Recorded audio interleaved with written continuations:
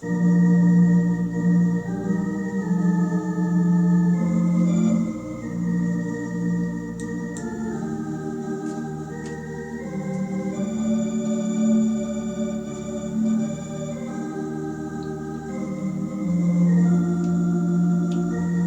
a graça e a paz de nosso Senhor e Salvador Jesus Cristo esteja na sua vida. Deus abençoe você que está abrindo este vídeo para ouvir acerca da palavra de Deus, assunto necessário, urgente, importante. A unidade do corpo de Cristo. Jesus orou pela unidade. Você é alvo da oração de Jesus se você é um cristão. Evangelho de João, capítulo 17. Nós temos a oração sacerdotal de Jesus. E eu quero ler alguns versículos aqui sobre unidade.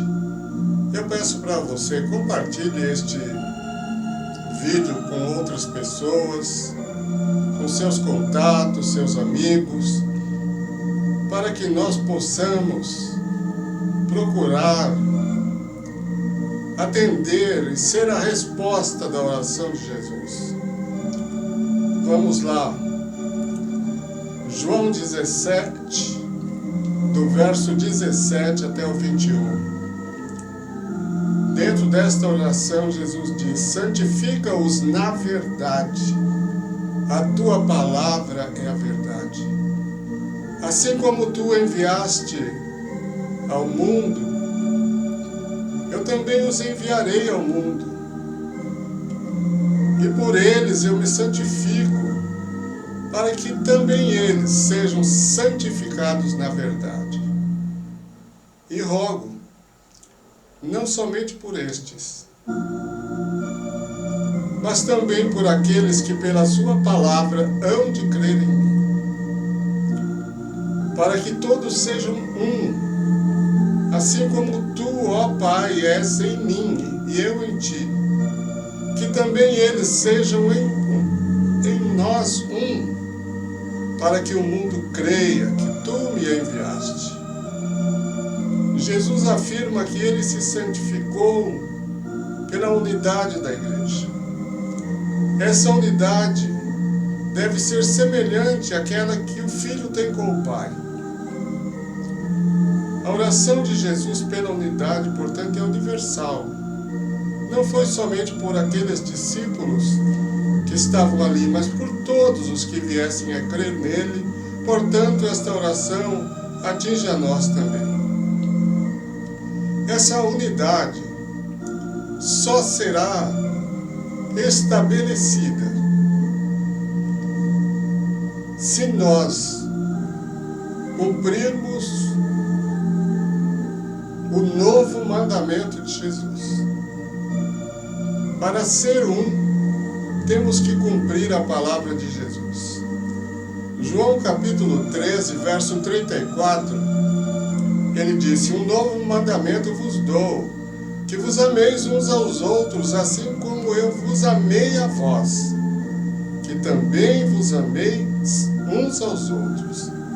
Note a ênfase de Jesus, o amor dos cristãos de uns para com os outros. Ele reforça 2 vezes em um versículo. Nós devemos amar uns aos outros como Jesus nos amou.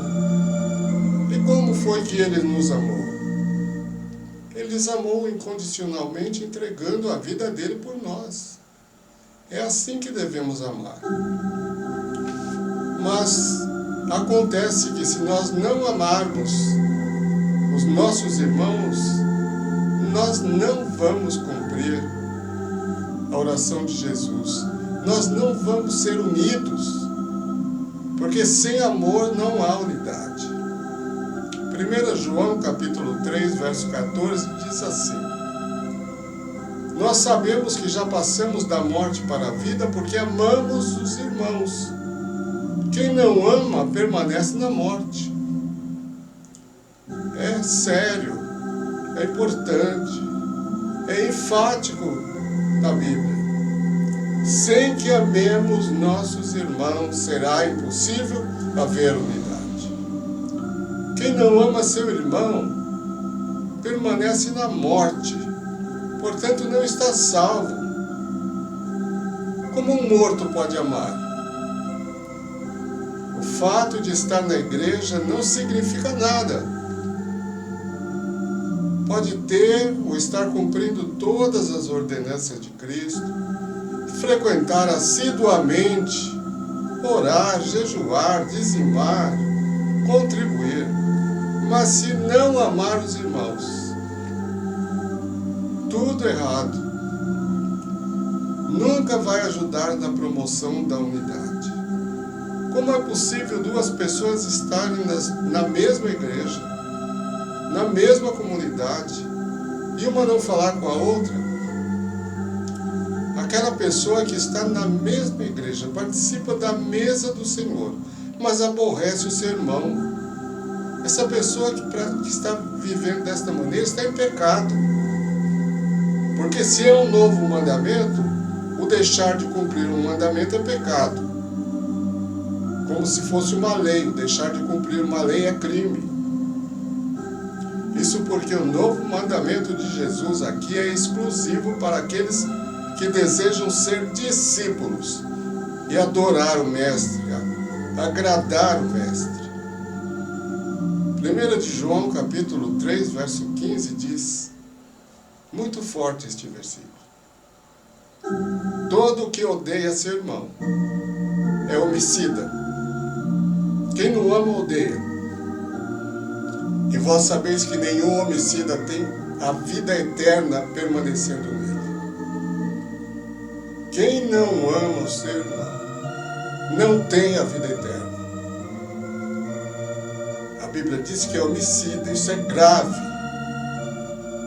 Não produz unidade. O amor e a unidade é a base do crescimento da igreja.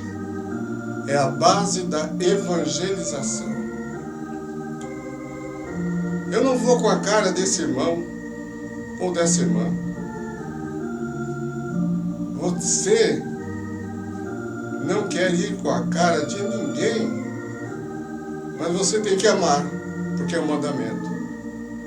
Você tem até o direito de não gostar de todo mundo, mas tem o dever de amar. Caso contrário, você é uma pedra de tropeço no reino de Deus. Deixa-lhe eu lhe dar um recorte da história da igreja, para ajudar a ilustrar esta situação da unidade e do amor. No século XVIII acontecia muita perseguição a grupos cristãos da Alemanha. Entre esses grupos estavam os irmãos moravianos. E havia outros grupos também que estavam fugindo das perseguições. Cada grupo tinha sua cultura, seus cultos, mas eram grupos evangélicos, que criam na salvação pela fé, pela graça de Deus e nas Escrituras. Mas como em todo lugar, havia diferenças nos movimentos naquelas igrejas. O conde Zinzendorf era um cristão que amava Jesus e fazia tudo para servi-lo. Sua família queria que ele fosse um advogado e colocou ele numa escola para aprender as leis. Mas o coração dele estava em servir a Jesus. E como ele possuía muitas terras, ele cedeu parte dessas terras para esses cristãos perseguidos. Na sua propriedade vieram muitos cristãos, de culturas e igrejas diferentes, cada uma delas com suas práticas. E entre estes vieram também os moravianos. Esses crentes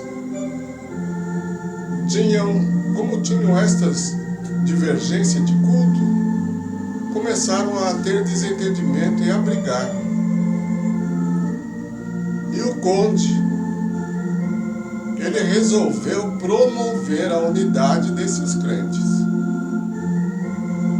E ele marcou uma reunião com todos, pregou um sermão de 3 horas e apelou para o entendimento entre eles. Ele dizia que eles deviam deixar as diferenças e se unirem naquilo que fosse comum. É o que nós fazemos aqui, especialmente nós batistas. Na questão de evangelismo, nós unimos com todas as igrejas, todas as denominações, embora cada uma delas tenha a sua doutrina. Mas o evangelismo é comum para todo mundo. O conde fez com que eles assinassem o termo de paz dentro daquele culto, diante da mensagem que ouviram. Eles assinaram esse termo de paz com pedidos de perdão e reconciliação entre si. Houve muitas lágrimas, muito arrependimento e choro, e Deus abençoou a decisão desses grupos. Com isto, os moravianos iniciaram um relógio de oração de 24 horas por dia. Todos os dias estavam orando. Esse relógio de oração foi o maior movimento de oração, que durou 100 anos. A igreja estava unida.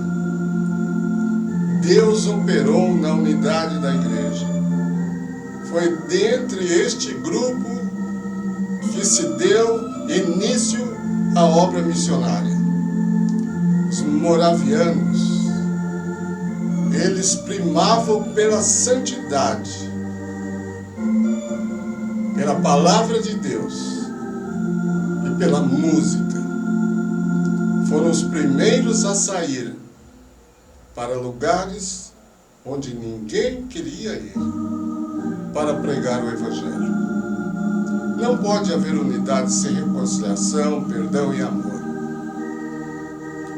Esse, como disse, é um pequeno recorte da história. Se você quer ver a unidade da sua igreja, deve fazer uma consulta pessoal. Como está a prática do seu amor entre os irmãos? Se você tiver alguém que se afastou do Senhor ou da igreja por sua causa, você deve resolver este problema indo pedir perdão. E se foi ofendido, conceder perdão também. Confesse o seu pecado e Deus vai abençoar. Você verá o que Deus fará quando esta decisão for tomada por todos aqueles que se sentirem tocados pela palavra de Deus. Está na palavra de Deus os resultados da unidade e do amor. João 13:35. Todos saberão que sois meus discípulos, se vos amardes uns aos outros. É a pregação pelo exemplo. Em João 17:21, parte B do versículo, diz: para que o mundo creia que tu me enviaste. Onde há unidade, o povo é convencido de que Jesus realmente é o enviado de Deus para salvar o mundo. Irmão, seja uma bênção, procurando a unidade da igreja, amando o seu irmão incondicionalmente. Deixo esta palavra, este apelo ao seu coração. Ajude a manter a unidade da igreja, porque senão a igreja não sai do lugar. Não há fruto, não há resultado. Que Deus te abençoe, em nome de Jesus.